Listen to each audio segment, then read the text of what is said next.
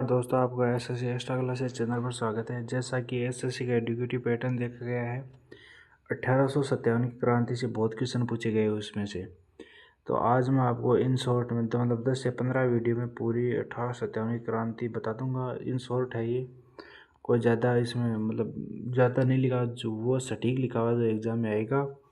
और आपको अगर इसकी पीडीएफ चाहिए तो मैं टेलीग्राम या व्हाट्सएप का लिंक दे दूँगा डिस्क्रिप्शन में, तो वो ज्वाइन कर लें। तो चलिए शुरू करते हैं। पहली तो है सबसे ज़रूरी बात है 1857 की क्रांति का कारण क्या था। तो चलिए मैं बताता हूँ आपको। ये कारण थे, जैसे पहला कारण, ब्रिटिश में विस्तारवादी नीतियाँ, विशेष रूप से राज्य हड़प नीति और प्रत्यक्ष विलय की नीतियों ने पूरे देश को असंतोष पैदा कर दिया। मतलब ये अंग्रेज थे ना, जो वो राज्य थे जिसमें जो राजा नहीं करना चाहते थे, मतलब अंग्रेज़ों के अधीन नहीं रहना चाहते थे, उनको हड़प नीति से हड़प लिया। मतलब उनको जैसे मतलब उनको आंतरिक विद्रोह करवा के, या जैसे झांसी रानी को हड़पा था तो कहा था अनाथ जो अनाथ है उसका वो राज्य मतलब अपने आप ब्रिटेन में शामिल हो जाएगा, इस प्रकार से। दूसरा सबसे कारण था डलहौजी ने 1849 में डलहौजी ने घोषणा की, बहादुर शाह जफरी उत्तरागार्थी को अब लाल किले में रहने की अनुमति नहीं दी जाएगी। मतलब जो बहादुर मतलब राजा का बेटे को महल में रहने की अनुमति नहीं दी जाएगी। तो ये बहुत बड़ा उस समय था। रानी लक्ष्मीबाई के दंतक पुत्र, मतलब जो गोद लिया था वो पुत्र दामोदर राव को झांसी की गद्दी पर बैठने का अधिकार नहीं दिया जाएगा, क्योंकि ये हड़पना चाहते थे। अवध का विलय, डलहौजी ने कुप्रशासन द्वारा हवाला देकर, मतलब अवध का जो विलय किया गया था ना, तो उसमें कारण दिया गया, मतलब ये जनता शोषण करते हैं, ये जनता से ज़्यादा कर वसूलते हैं, ऐसे कारण देकर अवध को अपने अंदर मिला लिया। तीसरा या चौथा कारण, इससे हजारों रईसों, अधिकारियों और सैनिकों का विस्थापन हुआ जो बेरोजगार हो गए। यही कारण अवध को एक वफादार क्षेत्र से विद्रोह और षड्यंत्र के केंद्र में बदलने वाला साबित हुआ। अगला, अब देखो ये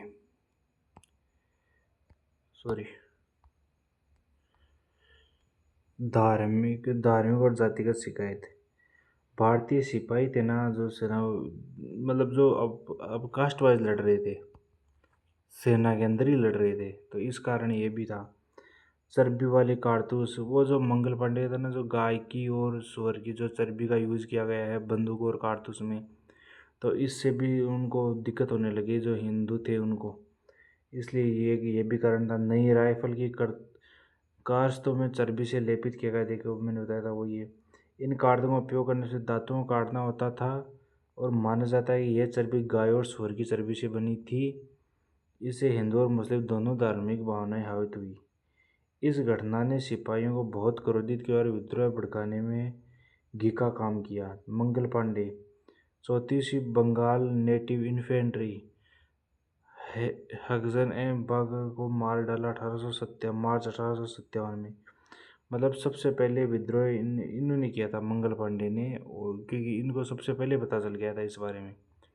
अब देखो सबसे ज़रूरी पूछा गया था एग्जाम, वो तो मतलब बेसिक इन्फॉर्मेशन थी। अब ये सबसे ज़रूरी, ये नेता, मतलब जैसे एग्जाम पूछा जाता है कि 1857 के वक्त बरेली का मतलब नेतृत्व किसने किया था, तो वो पूछा जाता है। तो चलिए वो बता दूँ, वक्त का बरेली का नेतृत्व वक्त का ने किया। बरेली में विद्रोह का नेतृत्व किया। 3 जुलाई 1857 को दिल्ली पहुंचे। दूसरा, वास्तविक नेतृत्व संभाला और हिंदू मुस्लिम सिपाहियों से मिलकर ये दरबार की स्थापना की। ये बरेली का हो गया। अगला है कानपुर। कानपुर का नाना साहब और तात्या टोपे ने किया था नेतृत्व। नाना साहब ने तात्या टोपे की सहायता से विद्रोह का नेतृत्व किया। बहादुर शाह जफर को सम्राट घोषित किया गया। तात्या टोपे ने रानी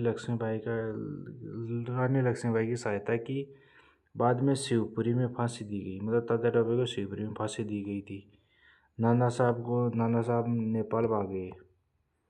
अगला है हजरत, मतलब लखनऊ का किसने नेतृत्व किया था? बेगम हजरत महल ने। लखनऊ का नेतृत्व पुत्र बिजरी सिकंदर को अवध का नवाब घोषित किया गया। नाना साहब और तात्या टोपे को का सहयोग किया। वीरतापूर्वक लड़ी और बाद में नेपाल में शरण ली। 1879 में मृत्यु हो गई। बेगम हजरत महल कहाँ से थी? लखनऊ से। ये ज़रूर ज़रूर याद कर लेना, एक कानपुर के तात्या टोपे थे, इस तरह याद कर लेना आप। रानी लक्ष्मीबाई, ये तो सबसे इम्पोर्टेंट है और सबको याद भी, ये एग्जाम में नहीं पूछता है ज़्यादा। जैसे ये पूछता आ रहा वाला, मैं अभी बाद में बताऊँगा। द डॉक्ट्रिन ऑफ लेफ्स को अस्वीकार कर ब्रिटिश का विरोध किया। 1858 में झांसी पर ब्रिटिशों का कब्जा हुआ। पुत्र संग भागी। कालपी और ग्वालियर में सेना में शामिल हुई। 18 जून 1858 को युद्ध में वीर गति को प्राप्त हुई। ये डेट याद रखना आप, 1858 में। और कालपी और ग्वालियर सेना में शामिल हुई। अब अगला है आरा और बिहार, मतलब आरा है बिहार में। उसका नेतृत्व किसने किया? कंवर सिंह ने। क्रांति में सबसे वृद्ध और साहसी नेताओं में से एक, ये सबसे वृद्ध नेता थे। मार्च 1858 में संघर्ष के बाद घर लौटे। 26 अप्रैल 1858 में चोटों के कारण इनका निधन हो गया था। अगला नेता है शाहमल, बागपत है उत्तर प्रदेश। ग्राम प्रधान थे, किसानों को एक संगठित किया। रात में ब्रिटिश प्रतिष्ठानों पर हमला किया। न्याय भवन की स्थापना की। जुलाई 1857 में ब्रिटिश अधिकारी डनलप द्वारा मारे गए। ये 1857 में। बागपत में किसने नेतृत्व किया? शाहमल ने। अब ये सेना से जुड़े अधिकारी हैं। जनरल जॉन निकोलसन 20 सितंबर 1857 को दिल्ली पर पुनः अधिकार किया। युद्ध में घायल होने के कारण शीघ्र ही मृत्यु हो गई। मेजर हडसन दिल्ली में बहादुर शाह जफर के पुत्रों और पोतों को गोली मारी थी। ये पूछता है, आप याद करना इनको, ऐसे इग्नोर मत कर देना इनको। अगला है सर वो व्हीलर, 26 जून 1857 तक नाना साहब की सेना से लड़े। 27 जून ब्रिटिश सेना ने प्रयागराज इलाहाबाद जाने की सुरक्षित राह के वादे पर आत्मसमर्पण किया। ये अब अगले हैं जनरल नील, 1857 में बनारस और इलाहाबाद को पुनः कब्जा किया। कानपुर में अंग्रेजों की हत्या के बदले भारतीयों का नरसंहार करवाया। लखनऊ की लड़ाई में मारा गया।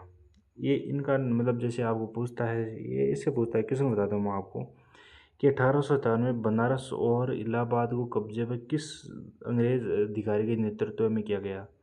तो जनरल नील का नाम लेना है। कानपुर में भारतीयों का नरसंहार किसके द्वारा करा गया था? जनरल नील द्वारा। ये पूछता है। अगला सर कॉलिस कैम्बले 6 दिसंबर 1857 पर कानपुर पर पुनः कब्जा किया। 21 मार्च 1858 को लखनऊ पर पुनः कब्जा किया। 5 मई 1857 को बरेली को पुनः जीत लिया। हेनरी लॉरेंस अवध के चीफ कमिश्नर थे। 2 जुलाई 1857 को लखनऊ की ब्रिटिश रेजिडेंसी पर घेराबंदी के दौरान बागियों द्वारा मारे गए। मेजर जनरल हेवलॉक 1857 17 जुलाई को नाना साहब की सेना को हराया। नवंबर 1857 लखनऊ में बीमारी के कारण इनकी मृत्यु हो गई। अगले हैं विलियम टेलर और आई। अगस्त 1857 में आरा में जो विद्रोह था ना कुंवर सिंह के नेतृत्व में, उसको दबाया गया। ह्यू रोज झांसी को विद्रोह दबाने की भूमिका निभाई। 20 जून 1857 ग्वालियर पर कब्जा किया। मध्य भारत और बुंदेलखंड को ब्रिटिश नियंत्रण में लाया। अगले हैं कर्नल ओल्सन, बनारस में विद्रोहियों से मुक्त करवाया।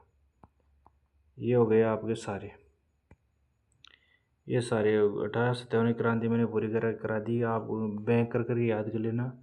और अगर आप अपने आप से पढ़ना चाहते हैं तो मैं टेलीग्राम लिंक दे दूँगा, वहाँ जाके इसकी PDF देख लेना, आपको मिल जाएगी। या व्हाट्सअप ज्वाइन कर लेना, वहाँ मिल जाएगी।